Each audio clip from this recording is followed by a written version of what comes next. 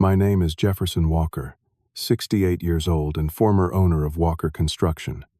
I built that company from nothing, worked hard every day of my life, and gave everything to my only son, Andrew.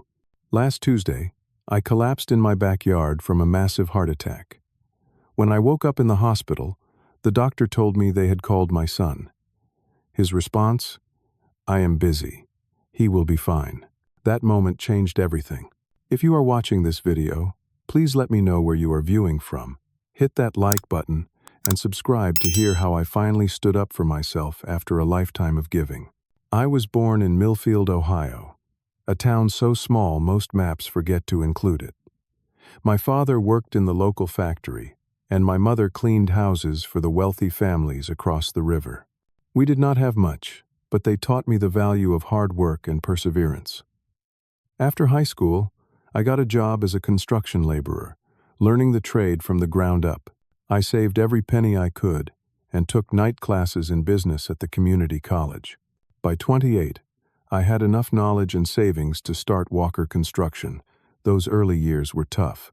I worked 18-hour days, took any job I could find, and slowly built a reputation for quality work and fair prices. The first 5 years, I operated out of my garage with just 2 employees. By year 10, Walker Construction had grown to 30 employees and a proper office. 20 years in, we were handling major projects across 3 states with over 100 workers. I met Sarah during that first year of business. She walked into my makeshift office looking for someone to build bookshelves for the elementary school where she taught. She had the warmest smile and the kindest eyes I had ever seen. Instead of giving her a quote, I asked her to dinner. 6 months later, we were married in a small ceremony in her parents' backyard. Sarah was my rock. While I built the business, she built our home. She balanced my workaholic tendencies with gentle reminders about what truly mattered. When Andrew was born, 3 years into our marriage, our joy felt complete. I still remember holding him for the first time. This tiny person with a tuft of dark hair and bright blue eyes. I promised him the world that day. The early years with Andrew were wonderful. Sarah was an amazing mother, and I tried my best to be present despite the demands of a growing business. I would come home tired, but always made time to read him a bedtime story or build block towers on the living room floor. On weekends, I would take him to construction sites, letting him sit in the big machines. He would giggle with delight, wearing a miniature hard hat I had special ordered for him. Our happy family life shattered when Andrew turned 10. Sarah began feeling unusually tired, then found a lump in her breast. The diagnosis was devastating. Stage 4 breast cancer that had already spread to her bones and liver. The doctors gave her 6 months to a year. She fought bravely for 18 months before the cancer finally won. I was 42. Suddenly a widower with a 12-year-old son who had just lost his mother. The pain was unbearable for both of us. Andrew became withdrawn, his eyes constantly red from crying at night when he thought I could not hear him. I was drowning in grief myself, but knew I had to be strong for him. I reduced my hours at work, trying to be both mother and father, though I felt woefully inadequate at filling the enormous void Sarah left behind. As Andrew entered his teenage years, I noticed a change. The quiet, grieving boy became increasingly distant and entitled. When I could not attend a school event because of work, he would give me the silent treatment for days. To compensate for my absences and for the loss of his mother, I began giving him everything he asked for. The latest video games, designer clothes, a car when he turned 16. I realize now that I was trying to buy his affection, to ease my guilt over Sarah and my long work hours. I convinced myself that working hard to provide for Andrew was the same as being there for him. I told myself that sending him to Wellington Academy, the most exclusive private school in the state, was giving him opportunities I never had. In reality, I was creating a chasm between us, one filled with material things rather than shared experiences. When Andrew was accepted to Princeton, I felt immense pride mixed with sadness. My son had achieved something remarkable, yet I barely knew the young man he had become. At his high school graduation, he accepted my hug stiffly, more focused on his friends than on sharing the moment with me. Still, I continued to believe that eventually, once he matured, our relationship would heal. I was willing to wait, continuing to show my love the only way I knew how, by providing financial support and opportunities. Looking back now, I see how I set the stage for what our relationship would become. By trying to give him everything, I taught him that I was primarily a source of material support rather than emotional connection. Each check I wrote, each bill I paid, each gift I gave reinforced the idea that my value was in what I could provide, not who I was. These were lessons he learned all too well. After Princeton, Andrew took a job at Meridian Consulting in Boston, a prestigious firm that recruited only from top schools. He moved into a sleek downtown apartment that cost more each month than what my parents had earned in a year. I helped with the security deposit and bought him furniture as a graduation gift, proud of his accomplishments, yet aware of the growing gulf between our lives and values. I tried to maintain our connection, calling him every Sunday night. Our conversations followed a predictable pattern. Brief updates on his work, shorter inquiries about my health and the business, and inevitably, some mention of an expense he was struggling with. I always offered to help, wiring money for unexpected bills, a new wardrobe for client meetings, or trips with friends I had never met. Each time, his gratitude seemed to diminish. 3 years into his career, Andrew met Stephanie Blackwell at a charity gala. She came from old money, her family name attached to buildings at several Ivy League universities. When Andrew brought her to meet me for the first time, the contrast between our worlds could not have been more stark. She assessed my home with barely concealed disdain, her eyes lingering on the modest furnishings and family photos. During dinner, she directed the conversation toward topics that highlighted my lack of formal education and cultural refinement. Their wedding was held at the Blackwell family estate in Connecticut, a sprawling property with manicured gardens and a view of the Atlantic. I felt profoundly out of place among the guests, many of whom were celebrities, politicians, or business titans. Andrew introduced me to his new in-laws with an explanation that seemed more like an apology. "This is my dad. He owns a construction company. Mr. Blackwell shook my hand with the detached politeness one might show to a service provider, while Mrs. Blackwell merely nodded before turning away to greet someone more important. During the reception, I sat at a table far from the wedding party with other relatives who did not quite fit the preferred aesthetic. Andrew stopped by briefly, clapping me on the shoulder and thanking me for coming before being whisked away by Stephanie. I left early, driving back to my hotel room alone, wondering how my son had become a stranger. 2 years later, Emma was born, followed by Jack 18 months after. My grandchildren, beautiful and perfect, brought a new hope for connection. I sent gifts, called regularly, asking for photos, and tried to schedule visits. The first time I held Emma, tears sprang to my eyes. She had Sarah's smile, a piece of my beloved wife returned to me. I whispered promises to her, just as I had to her father, vowing to be the best grandfather I could be. But those moments were rare and always controlled. Visits had to be scheduled weeks in advance, often canceled last minute for various emergencies, or simply because the timing is not good. When I did see the children, Stephanie hovered nearby, quick to correct my interactions with them. "We do not use that word in our house, Jefferson," or "Emma only eats organic foods," or "We are raising the children to be independent, so please do not coddle Jack." I retired at 65, selling Walker Construction to a larger company for a substantial sum that secured my financial future. With time now abundant, I hope to be more present in my grandchildren's lives. I offered to babysit, to take them for weekends, to establish the kind of grandparent relationship I had never had myself. These suggestions were met with polite refusals. The children were too young. They had important activities. They were not used to being away from home.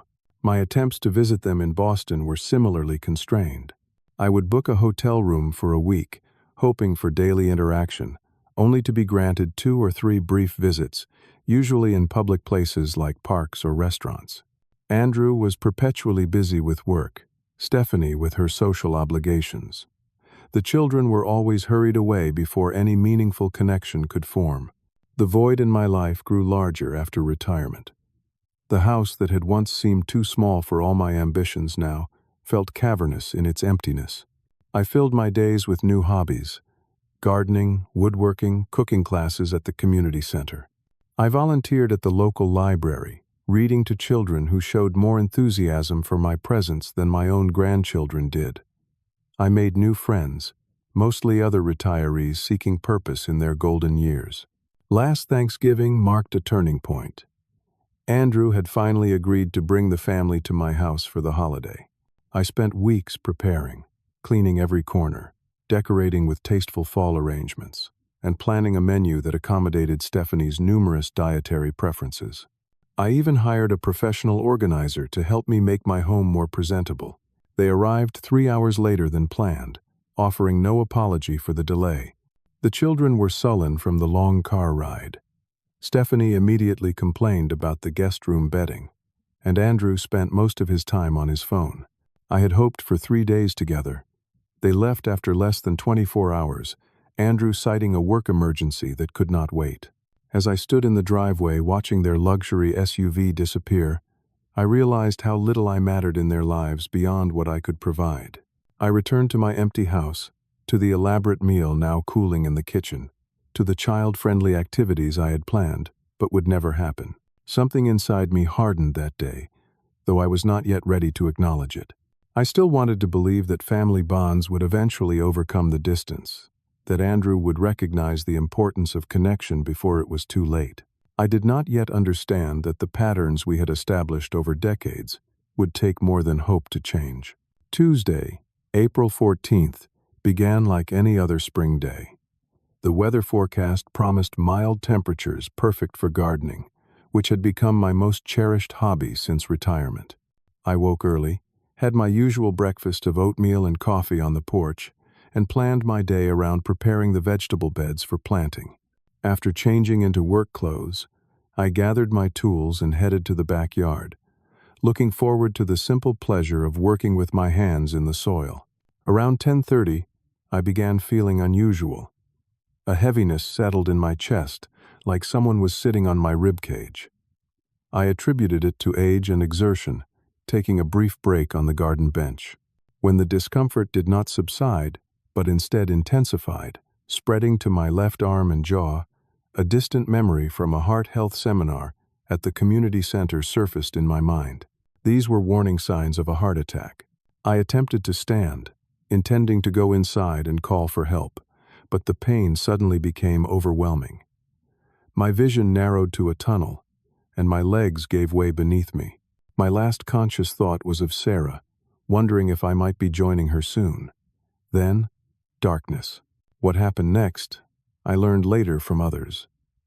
My neighbor Harold Morrison, a retired teacher who had become a good friend, had come over to borrow my hedge trimmer. When no one answered the front door, he walked around to the backyard and found me unconscious on the ground. He immediately called 911 while attempting CPR, a skill he had fortunately learned during his teaching years. The ambulance arrived within 8 minutes. The paramedics later told me that those minutes of CPR might have saved my life. They worked on stabilizing me in the ambulance, attaching monitors and inserting an IV line as they sped toward Memorial Hospital with sirens blaring. In the emergency room, a team was waiting. They rushed me through a series of assessments, confirming I was having a major heart attack.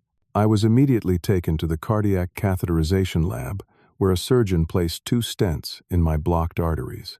I have no memory of any of this. My first recollection after collapsing in the garden was waking up in the intensive care unit, disoriented and afraid. A machine beeped steadily beside me. Tubes and wires connected my body to various equipment. The room was dimly lit, and for a moment I could not remember what had happened or where I was. A nurse noticed I was awake and approached the bed with a gentle smile. "Welcome back, Mr. Walker," she said, adjusting something on one of the machines. "My name is Lisa. You are in the ICU at Memorial Hospital. You had a heart attack. but you are stable now." The words took a moment to register through the fog of medication. A heart attack. I had nearly died alone in my garden. As the reality sank in, I felt a wave of vulnerability, unlike anything I had experienced before. "How long have I been here?" I asked, my voice raspy from the breathing tube that had been removed before I regained consciousness. "About 18 hours, Lisa replied. "You were brought in yesterday morning and taken straight to surgery. The doctor will be in soon to explain everything." My thoughts turned immediately to my family. "Has anyone been notified? My son?" Something flickered across Lisa's face, a brief hesitation that I might have missed if I had not been watching her so carefully. "Yes, the doctor spoke with your son yesterday. He has been updated on your condition." Before I could ask why Andrew was not there, the door opened and a doctor entered, introducing himself as Dr. Rodriguez, the cardiologist who had performed my procedure. He explained the extent of the heart attack, the stents he had placed, and the recovery process ahead of me. When he finished the medical explanation, I asked the question weighing on my mind. "My son, did he say when he would be coming?" Dr. Rodriguez glanced at my chart, then at Lisa, before meeting my eyes. "Mr. Walker, we did speak with your son yesterday shortly after your surgery. We informed him of your condition and that you were in intensive care." He paused, seeming to choose his next words carefully. He said he was very busy with work commitments, and that, in his words, you would be fine. He asked to be updated by phone. The words struck like physical blows. "I am busy. He will be fine." My own son, hearing that his father had nearly died, had dismissed it as an inconvenience to his schedule. In that moment, I felt more alone than I ever had, even in the darkest days after Sarah died. Dr. Rodriguez must have seen the impact of his words on my face. "Mr. Walker, I am sorry." Perhaps he was just in shock or unable to process the news. Many people react strangely to medical emergencies. I forced a smile, not wanting these strangers to see how deeply I was hurt. "Of course, he has important work and a family to think about. I am sure he will come when he can." The doctor and nurse exchanged a look that contained volumes. They had likely seen this scenario before. Elderly patients abandoned by the very family members who should have been rushing to their side. It was a special kind of humiliation, having to make excuses for my son's absence to people who were professionally obligated to care for me. After they left, I lay in the dim room listening to the steady beep of the heart monitor, each sound a reminder of my mortality and isolation. I told myself that Andrew was truly busy, that the children needed him, that Boston was a 5-hour drive away. I created explanations to shield myself from the painful truth, that I simply did not rank high enough on his list of priorities to warrant dropping everything in an emergency. As the day progressed, the only visitor I received was Harold, who had found me in the garden. He brought a small plant from my room and sat with me for an hour, filling me in on how he had discovered me and the frantic moments that followed. He promised to check on my house and bring anything I needed to the hospital.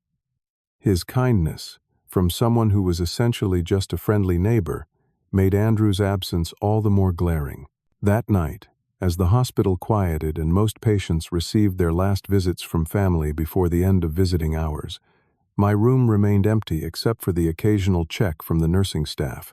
Each time the door opened, some irrational part of me hoped it might be Andrew, having driven through the night to be with me. Each time, the disappointment was a fresh wound.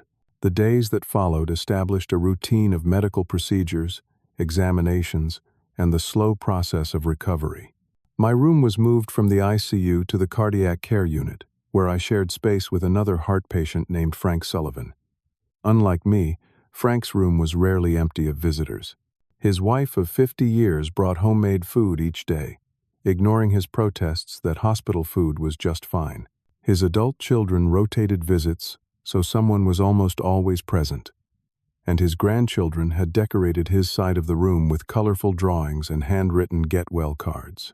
I found myself simultaneously warmed by the obvious love surrounding Frank, and painfully aware of the contrast with my own situation.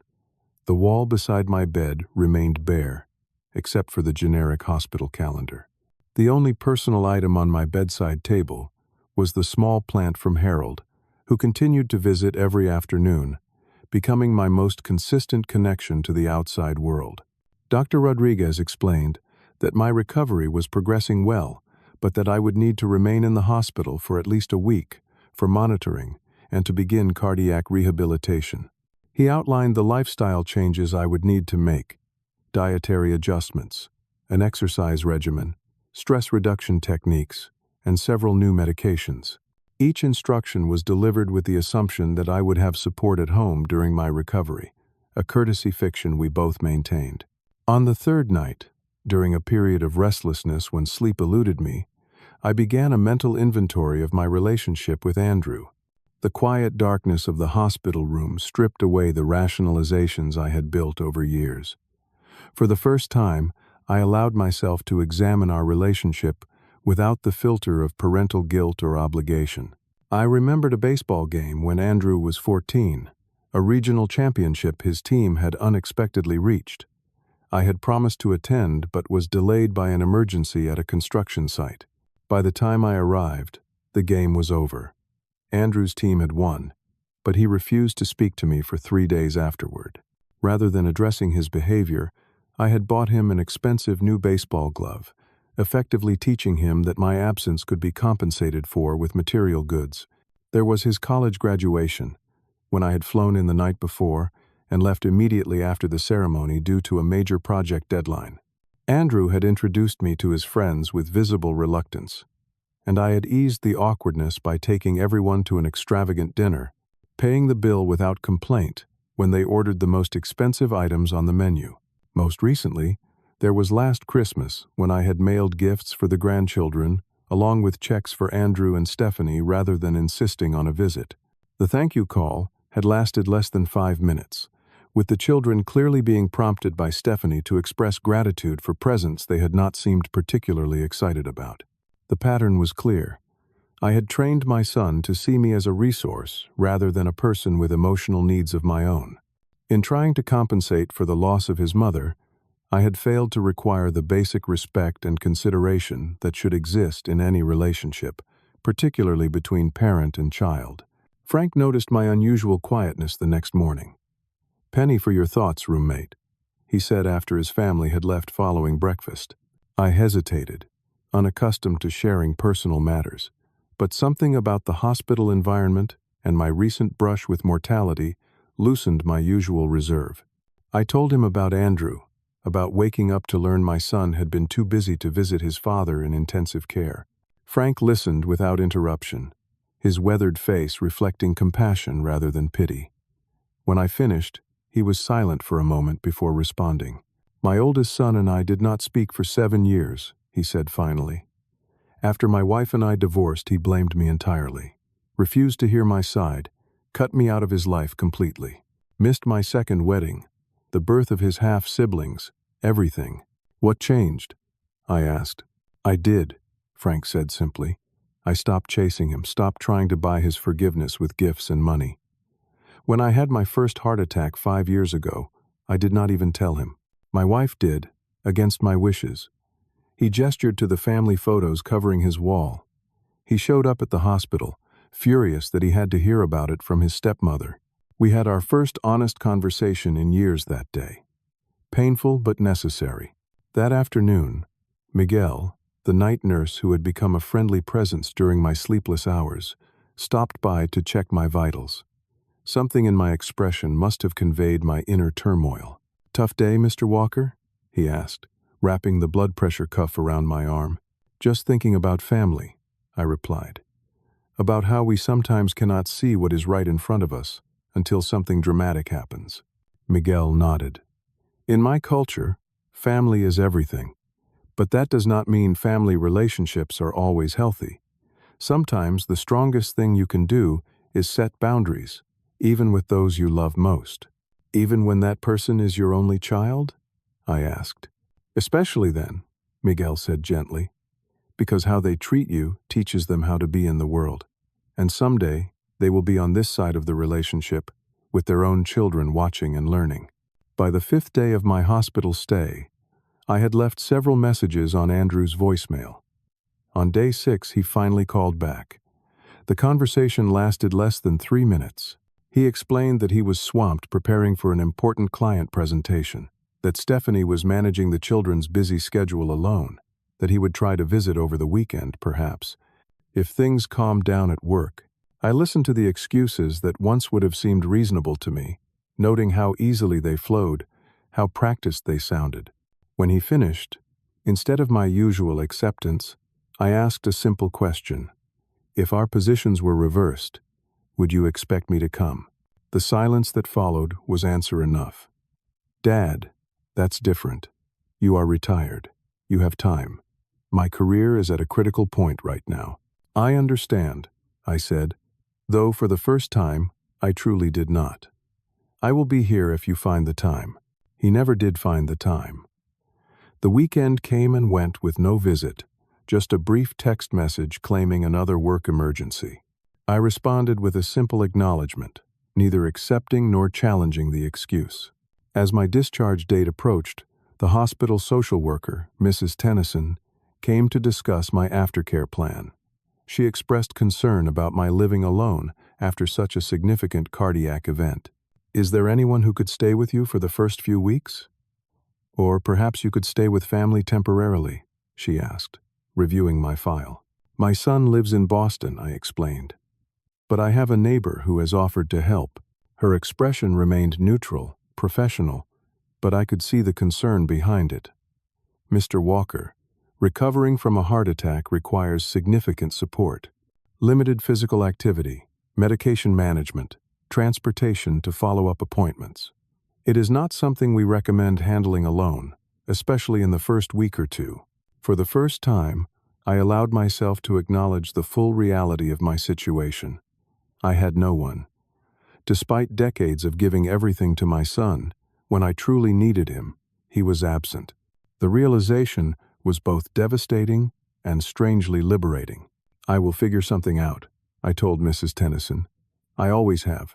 The meeting with Mrs. Tennyson catalyzed a series of important conversations about my future. She arranged for me to speak with a hospital patient advocate about my options, both medical and personal. We discussed home health care services, cardiac rehabilitation programs, and transportation assistance for medical appointments. The advocate, a thoughtful woman named Patricia, asked gentle but pointed questions about my support system and financial situation. Mr. Walker, forgive my directness, but do you have an advance directive or power of attorney established? She asked. I explained that years ago, I had designated Andrew as my medical power of attorney and the executor of my will. Given recent events, this suddenly seemed like a concerning arrangement. These are documents you can change, Patricia assured me.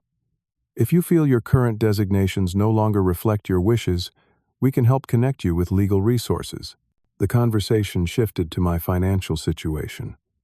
I explained that I had sold my business for a substantial sum, had excellent health insurance through my retirement package, and owned my home outright. What I did not immediately share was that my will currently left everything to Andrew, with trusts established for my grandchildren's education. Given your resources, you have many options for your recovery and beyond, Patricia said. The question is, what would best serve your physical and emotional well-being? That evening, I had a long conversation with Harold about temporarily staying at his house after discharge. He readily agreed, offering his ground-floor guest room to minimize my need for stairs. His kindness brought me to tears, embarrassing us both. Anyone would do the same, he insisted. No, I replied, thinking of Andrew. Not everyone would. That night became one of deep reflection. As the hospital sounds faded into the background and Frank slept peacefully across the room, I confronted truths I had been avoiding for years. I calculated roughly how much I had given Andrew over his lifetime. Private school tuition, Ivy League education, graduation gifts, wedding expenses, house down payment assistance, vacation loans never repaid, and countless smaller contributions. The total was staggering, well into the millions, yet it had bought me nothing of what truly mattered: respect, consideration, love. I thought about my grandchildren, Emma and Jack, and how limited my relationship with them had been allowed to become. I wondered if, years from now, they would have any meaningful memories of their grandfather, or if I would be reduced to an occasional reference, the source of gifts at Christmas and birthdays. Most painful was the realization that Sarah would be heartbroken to see what our son had become. She had valued family above all else, had taught Andrew to express gratitude, to consider others' feelings, to show up when needed. Somewhere along the way, after losing her guidance, those lessons had been replaced by materialism and self-interest. By morning, my mind was clear. I asked the nurse to contact the hospital's notary service and inquired whether they could recommend a lawyer who could visit patients. Fortunately, Memorial Hospital had an arrangement with a local legal aid service that provided consultation to patients needing urgent legal assistance. The lawyer, Mr. Greenberg, arrived the following afternoon. He was a compact man with intelligent eyes and a straightforward manner that I appreciated. I explained my situation without embellishment, stating simply that I wished to revise my will and power of attorney designations. "These are significant changes," he said after hearing my intentions. "May I ask what prompted this decision?" I told him about waking up alone after nearly dying, about the son too busy to visit, about 6 decades of giving met with indifference when it mattered most. Mr. Greenberg listened without judgment, taking occasional notes. "I understand," he said when I finished. "Family situations can be complex, and it's important that your legal documents reflect your current wishes, not obligations you feel based on biology alone." Over the next 2 hours, we outlined a new estate plan. I decided to leave modest trust funds for Emma and Jack that they could access at age 25, hopefully old enough to use the money wisely and young enough to benefit meaningfully from it. A significant portion would go to the Cardiac Research Department at Memorial Hospital. Another portion would establish a scholarship fund at the community college, where I had taken night classes, specifically for students pursuing construction trades. The remainder would be divided among several charities Sarah had supported during her lifetime. As for power of attorney, I designated Harold as my medical decision-maker, with Patricia from the hospital as a backup. The financial power of attorney would go to my longtime accountant, Roger Phillips, who had managed my business finances for 30 years and whom I trusted implicitly. "These are preliminary documents," Mr. Greenberg explained after I had signed several papers. "They establish your current intentions and revoke previous directives. Once you're discharged, we can meet at my office to finalize the complete estate plan." The weight that lifted from my shoulders was almost physical. For the first time since waking up in the hospital, I felt a sense of control returning, of agency in my own life. I was no longer simply a victim of my son's indifference, but a person making active choices about my future. Dr. Rodriguez visited later that day with good news. My recovery was proceeding well enough that I could be discharged the following morning. He reviewed my medications, activity restrictions, and follow-up appointments. When he asked if I had support at home, I was able to answer honestly that yes, arrangements had been made. I would be staying with Harold initially, and home health services would assist with medical needs. "You've been through a significant event, Mr. Walker," Dr. Rodriguez said before leaving.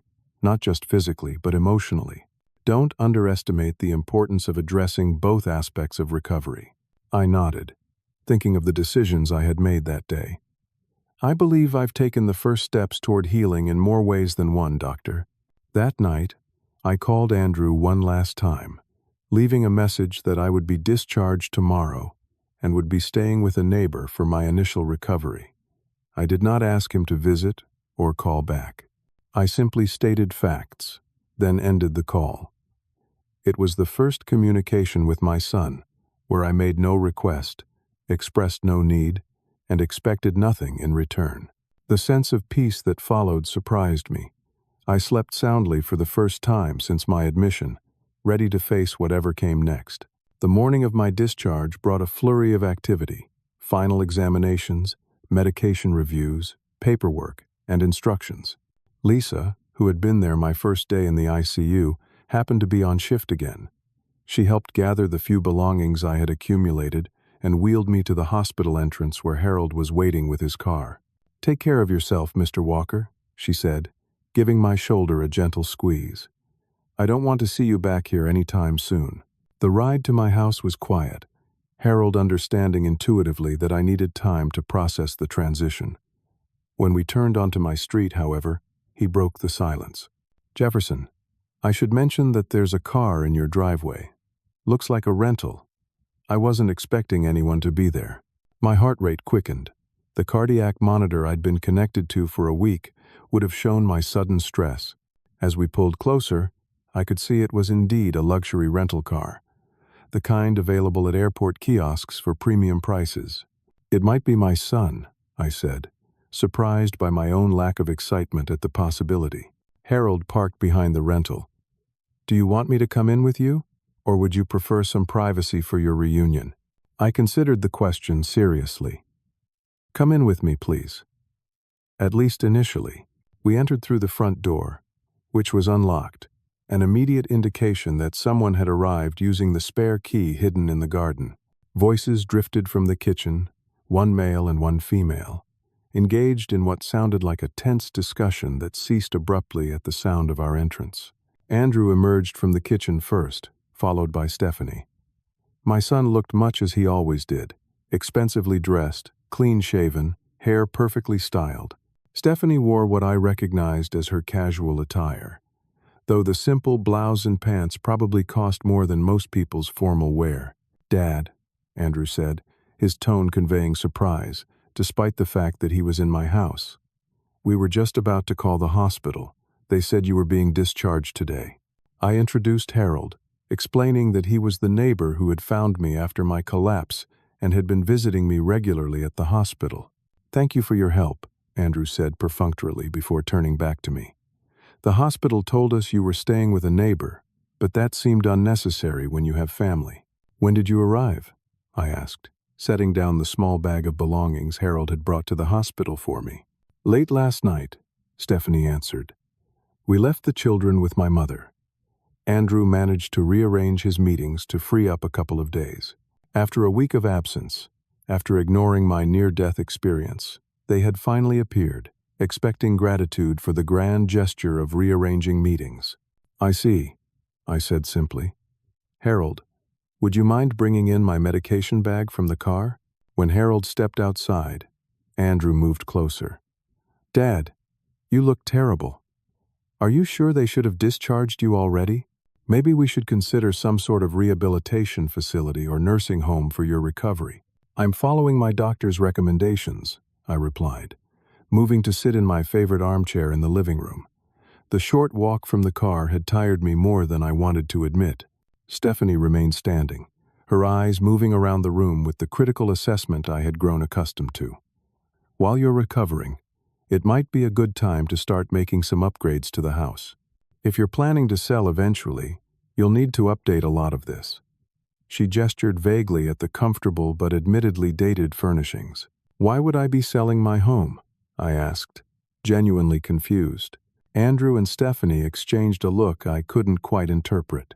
"Well, after a health scare like this, many people your age start considering downsizing or assisted living options," Andrew explained, his tone suggesting he was being reasonable while I was being obtuse. "This house is too large for one person to maintain, especially with your new health concerns." Harold returned with my medication bag, placing it on the side table next to me. He glanced between me and my son, clearly sensing the tension. "I think I'll go get my guest room ready for you," he said diplomatically. "Call me when you're ready to come over, Jefferson." "Actually," I said, making a decision, "would you mind staying for a few more minutes? I want to have a family discussion, and it might be helpful to have someone else present." Harold nodded, taking a seat in the corner of the room, his presence solid and reassuring. "Andrew, Stephanie, I appreciate your concern for my welfare," I began, surprising myself with how calm I felt. "But I have no plans to sell my home or move to assisted living. I've arranged for the support I need during my recovery, and I'll be staying with Harold initially before returning here." "That's absurd," Stephanie interjected. Why would you stay with a neighbor when your family is here? My family has been notably absent for the past week.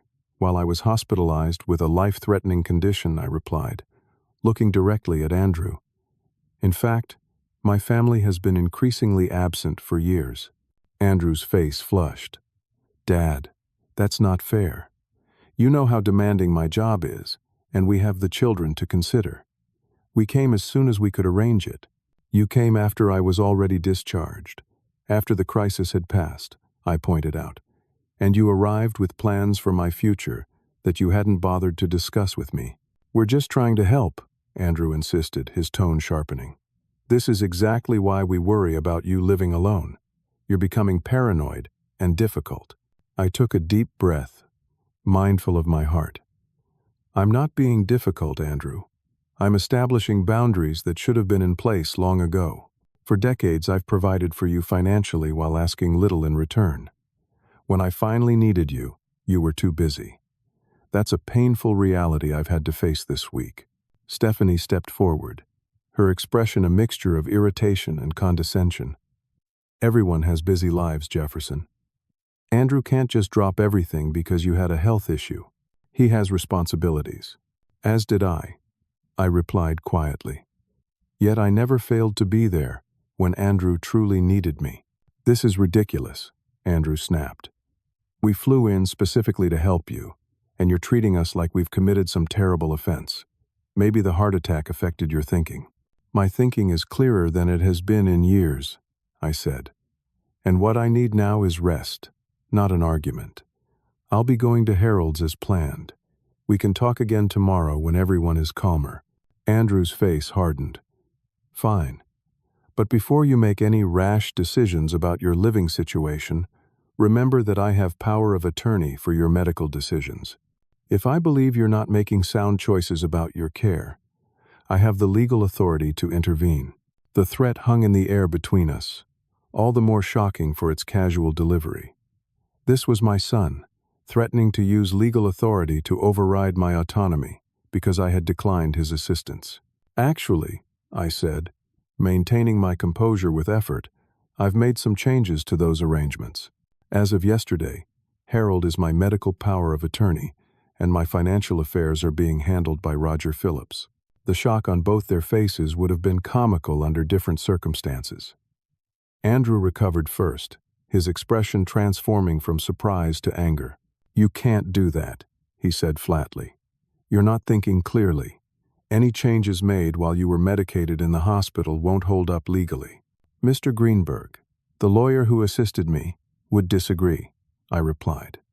As would Dr. Rodriguez, who documented my mental competence specifically because I was making these changes. Stephanie turned to Andrew, not bothering to lower her voice. He's changed his will too, I guarantee it. This is elder manipulation, plain and simple. That neighbor has been filling his head with paranoia while we weren't here. Harold, who had remained silent throughout the exchange, stood up. I think that's enough for today. Jefferson needs rest, not stress. Why don't we all take some time to cool down?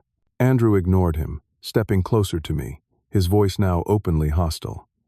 After everything I've done, everything we've sacrificed to accommodate you in our lives, this is how you repay us? By cutting us out? The irony of his statement was so profound I almost laughed. What exactly have you sacrificed, Andrew? The occasional holiday visit? The brief phone calls? Please, enlighten me about these great sacrifices. We're leaving, Stephanie announced abruptly, tugging at Andrew's arm. There's no reasoning with him when he's like this. We'll stay at the hotel tonight and consult our lawyer in the morning. Andrew allowed himself to be pulled toward the door, turning back with a final parting shot. You'll regret this, Dad. When you're all alone and need help, you'll wish you hadn't pushed away the only family you have. After they stormed out, the house fell silent, except for the sound of their rental car starting and driving away. Harold placed a hand gently on my shoulder. Are you all right? He asked, concern evident in his voice. I was surprised to realize that, despite the confrontation, I felt strangely at peace. Yes, I said. For the first time in a very long time, I think I am. The days following the confrontation with Andrew and Stephanie unfolded with unexpected tranquility. As promised, I stayed in Harold's guest room for the first 2 weeks of my recovery. His home was a modest ranch-style house with a well-tended garden and a small pond that attracted songbirds. The ground floor accommodations meant no stairs to navigate, and the quiet neighborhood provided a peaceful environment for healing. Harold proved to be an excellent caretaker, discreet but attentive. He drove me to follow-up appointments, ensured I took my medications on schedule, and prepared simple, heart-healthy meals. We established an easy routine, sharing breakfast while reading the newspaper, spending afternoons on his covered porch when weather permitted, and watching old movies in the evenings. It was the most uncomplicated companionship I had experienced in years. A home health nurse named Brenda visited 3 times a week to check my vital signs and supervise the beginning stages of my cardiac rehabilitation exercises. She was a no-nonsense woman in her 50s with a surprisingly wicked sense of humor that made even the most uncomfortable aspects of recovery more bearable. "You are doing remarkably well for someone who tried to garden himself to death," she commented during one session, monitoring my heart rate as I completed a series of gentle movements. "I have good motivation," I replied. "The sooner I recover, the sooner I can implement all the changes I have planned." The most significant of those changes began with a phone call to my bank. With Mr. Greenberg's assistance, I revised my accounts, removing Andrew as an authorized user and beneficiary. We established the trust funds for Emma and Jack, structured so that neither Andrew nor Stephanie could access the money intended for my grandchildren. We finalized the scholarship fund for the community college and the donation to Memorial Hospital's cardiac research department. Andrew called repeatedly during those first days, his messages alternating between angry accusations and attempts at reconciliation. Stephanie sent a formal-looking email, threatening legal action for undue influence and elder exploitation, copying their family lawyer. Mr. Greenberg assured me that their threats had no legal merit, as I had been declared fully competent by multiple medical professionals at the time of my decisions. After 3 weeks, the calls stopped. I received a terse email from Andrew stating that they would respect my wishes for distance, but that I was damaging my relationship with my grandchildren through my stubbornness. He made no mention of their threatened legal action, suggesting they had been advised of its futility. By the 1-month mark, I was strong enough to return to my own home, though Harold continued to check in daily and drive me to appointments. The cardiac rehabilitation program at the hospital became a fixture in my schedule, 3 days a week of monitored exercise and education about heart health. To my surprise, I began to look forward to these sessions, not just for the physical benefits, but for the community they provided. The rehabilitation group consisted of 12 patients at various stages of recovery from heart attacks or surgery.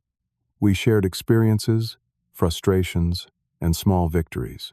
There was Samuel, a retired bus driver who brought homemade sugar-free cookies to every session.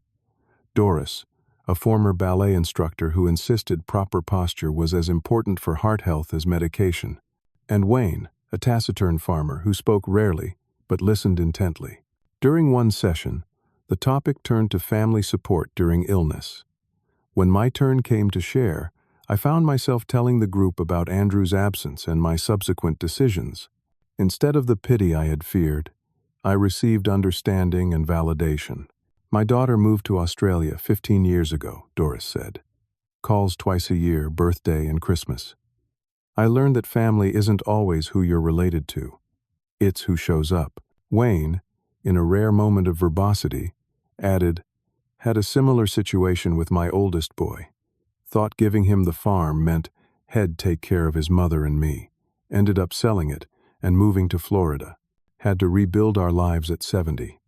Best thing that ever happened to us."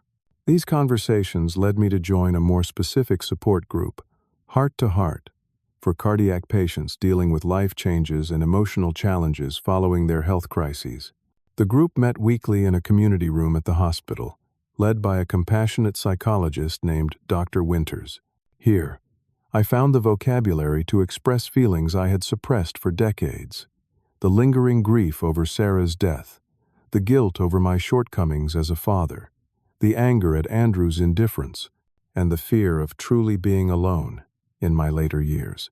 Rebuilding your life after a heart attack isn't just about physical recovery, Dr. Winters often reminded us. It's about examining what truly matters to you now, with the perspective that comes from facing your own mortality. What mattered to me, I realized, was creating genuine connections based on mutual respect rather than obligation or financial dependence. I wanted to be valued for who I was, not what I could provide. Most of all, I wanted to find a way to know my grandchildren outside the constraints Andrew and Stephanie had imposed. That opportunity came unexpectedly. 3 months after my heart attack, I received a card in the mail, a childish drawing of a heart with bandages on it, signed Love, Emma, and Jack. Inside was a note in adult handwriting. Mr. Walker, the children missed their grandfather and wanted to send this.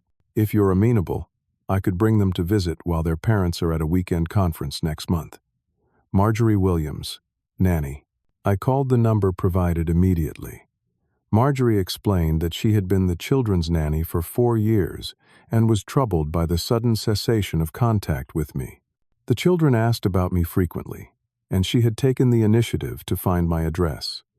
She could bring them for an afternoon while Andrew and Stephanie attended a business retreat, no one the wiser. The proposed visit felt simultaneously subversive and absolutely right. These were my grandchildren, and I had every right to know them. I agreed immediately, spending the next 3 weeks preparing. I selected age-appropriate books for reading together, planned simple activities that would accommodate my still limited stamina, and asked Brenda about suitable treats for children that would also respect my dietary restrictions. The day of their visit was unseasonably warm for October. Marjorie arrived punctually with Emma, now 7, and Jack, 5. Both children were initially shy, hiding behind their nanny until I showed them the backyard pond Harold had helped me install, a smaller version of his own that had proven therapeutic during my recovery. The sight of colorful fish darting among water plants broke the ice, and soon they were chattering excitedly. We spent 3 precious hours together. I read them stories on the porch swing, helped them feed the fish, and listened to Emma explain her school science project with impressive detail. Jack showed me his collection of polished stones, solemnly gifting me a piece of rose quartz to help your heart get stronger. Marjorie kept a discreet distance, allowing us privacy while remaining visible enough to maintain the children's comfort. When it was time for them to leave, Emma asked the question I had been dreading. "Grandpa, why don't you come to our house anymore? Dad said you were sick and needed to rest for a long, long time." I chose my words carefully, conscious of not placing the children in the middle of adult conflicts. I was sick, you're right, and am still resting and getting stronger. Sometimes grown-ups need space to figure things out, but that never changes how much I love you. Dad said you and him had a disagreement, Jack added, pronouncing the word carefully. That's true, I acknowledged. But disagreements between grown-ups are not something children need to worry about. What matters is that I love you and always will. After they left, with promises from Marjorie to arrange another visit when possible, I sat in my garden, reflecting on the unexpected joy of the day. Whatever complications existed between Andrew and me, these children deserved a relationship with their grandfather. I would find a way to make that happen, with or without their parents' approval. The following week brought another significant development. During a cardiac rehabilitation session, I found myself paired with Lisa, the ICU nurse who had been present when I first regained consciousness after my heart attack. She had come to the session as a volunteer, helping patients with their exercises. We recognized each other immediately. "Mr. Walker," she said warmly, "you look like a different man from when I last saw you." "Jefferson, please," I insisted. And yes, I've changed in more ways than one since then. After the session, we had coffee in the hospital cafeteria. She shared that she volunteered with the rehabilitation program on her days off, finding it rewarding to see patients progress beyond the critical stages she witnessed in the ICU. I told her about my recovery journey, the confrontation with Andrew, and my growing network of support. Would you believe I'm busier now than before my heart attack? I laughed. Between rehabilitation, support groups, my new volunteer work, and Harold's persistent attempts to teach me birdwatching, I barely have time to worry about being old and alone.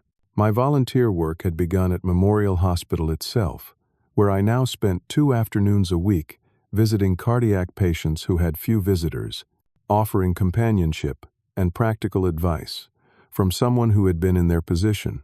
It was a small way of repaying the kindness shown to me during my own hospitalization, and had quickly become one of the most fulfilling parts of my week. Lisa and I began meeting regularly for coffee after rehabilitation sessions, our conversations expanding beyond medical topics to books, films, gardening, and eventually, personal histories. She was divorced with grown children living out of state, dedicated to her career but hoping to travel more after retirement. I found her company refreshingly straightforward, her insights thoughtful, her humor a perfect balance to my occasional tendency toward melancholy. 6 months after my heart attack, I had my final follow-up appointment with Dr. Rodriguez.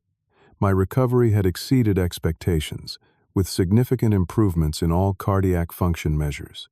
My medication regimen had been reduced, and I had lost 20 pounds through the combination of diet changes and regular exercise. If I didn't know your history, I would never guess you had suffered a major cardiac event, Dr. Rodriguez said, reviewing my test results. Physically, you've made a remarkable recovery. How are you doing emotionally? I told him about the changes in my life, the new friendships, the volunteer work, the secret visits with my grandchildren, and my ongoing participation in Heart to Heart. I mentioned the strained silence with Andrew, the emails that had dwindled to impersonal holiday greetings.